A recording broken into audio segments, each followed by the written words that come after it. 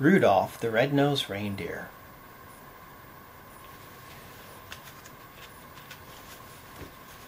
Christmastown, also known as the North Pole, is a wonderful place where Santa Claus lives with Mrs. Claus, all the elves, and the flying reindeer that pull Santa's sleigh every Christmas Eve.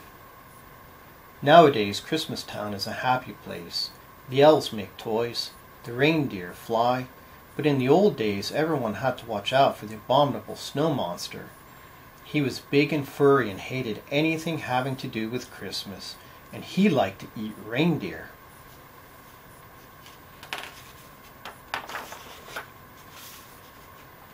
All that started to change when Santa Claus' lead reindeer, Donner, became a papa. "We'll call him Rudolph," said Donner, looking at his new son. Suddenly Donner and Mrs. Donner saw a bright light. "He's got a shiny red nose," said Donner in surprise. "I'd even say it glows." Santa came to see the new arrival, but then he saw Rudolph's nose. "Let's hope this glowing stops if Rudolph wants to make the sleigh team," Santa said. "We can't have any shiny noses flying through the sky."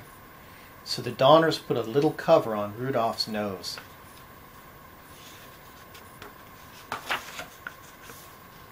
Soon it was time for the new fawns to go to the reindeer games. There they would be inspected by Santa, who would choose the best reindeer for his team. At first Rudolph felt shy, but soon he met a doe named Clarice. "I think you're cute," she told Rudolph. The coach arrived to teach the fawns what they needed to know to be on Santa's team. "First, we'll learn to fly," he told them. "You have to get up enough speed and jump into the wind." Rudolph was so excited about his new friend that he took off with a great whoosh.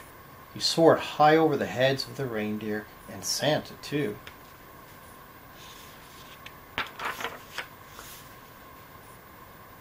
But as all the young reindeer continued to play, the cover popped off Rudolph's nose. It shone forth for all to see. At first the other deer were frightened, but soon they began to laugh and call poor Rudolph names. "Rudolph the Red-Nosed Reindeer," they jeered. And the coach said, "Go home. From now on you can't join in any reindeer games." Only Clarice didn't laugh at Rudolph.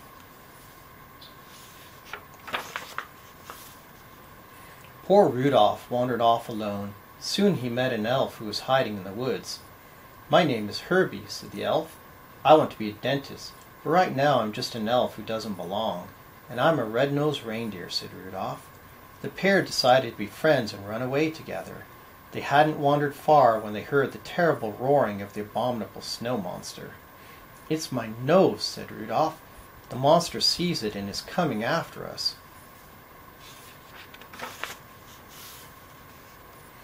Rudolph and Herbie were saved by Yukon Cornelius, the greatest prospector in the north. "Jump onto my sled," said Cornelius, "and we'll run like crazy." But no matter how fast they went, the monster stayed close behind. Finally they were trapped at the water's edge. Cornelius chopped the ice with his axe, and the friends floated safely away. They floated all night and landed on a strange island, where they were greeted by a puppet that sprang from a box. "I'm the official sentry of the Island of Misfit Toys," said the puppet. "My name is Charlie, and that's why I'm a misfit toy. No child wants to play with a Charlie in the box."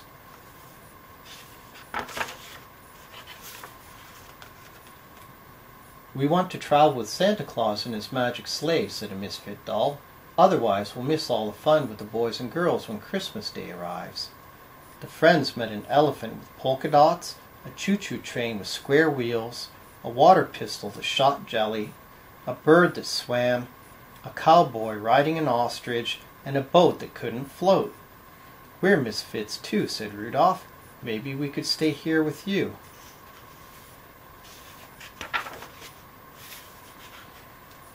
But the king of the island would let them stay for only one night. "This island is for toys alone," he said. "A living creature cannot hide here, but you can help us. When you return to Christmastown, tell Santa about these homeless toys. I'm sure he can find girls and boys who would be happy with them. A toy is never happy till it's loved by a child." That night, while Herbie and Cornelius slept, Rudolph lay awake. My nose will only bring my friends more danger, he thought. I must go off on my own. But wandering alone in the snow, Rudolph realized that he couldn't run away from his troubles.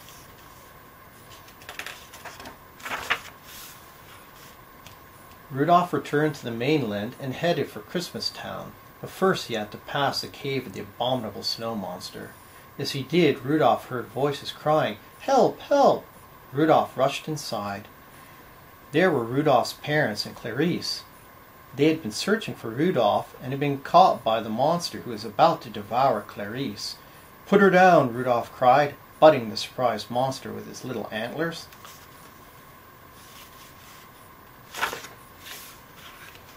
Just then, Herbie and Cornelius pulled up outside the cave. They had followed Rudolph's trail and knew he needed help. "An abominable snow monster will never pass up a pork dinner," said Cornelius. "Herbie, you sit outside the cave and oink like a pig. When the monster comes outside, watch out." Herbie approached the mouth of the cave. "Oink, oink," he called. The monster dropped Clarice and rushed outside. At that moment, Cornelius pushed a giant snowball down on top of him. Splat!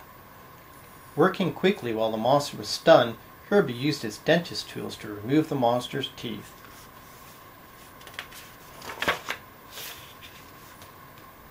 Back in Christmas Town, Rudolph told how he and his friends had defeated the abominable snow monster. Everyone realized that misfits have their place too. Rudolph told Santa about the misfit toys. "As soon as the storm lets up, I'll find homes for them," Santa promised. Then the weather elf handed Santa his report. Santa gasped. "The storm won't subside by tonight. I won't be able to see to fly my sleigh." Suddenly a flash of light caught Santa's eye. "Rudolph," he said, "what a beautiful, wonderful nose. Won't you guide my sleigh tonight?" "I'd be honored to," said Rudolph, putting on his jingle bells.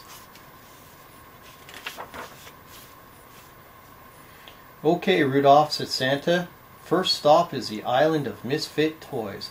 Up, up, and away!" And with Rudolph leading the way, Santa soon found wonderful homes for all those lonely toys. "Rudolph the Red-Nosed Reindeer," everyone sang. "You'll go down in history." And he did.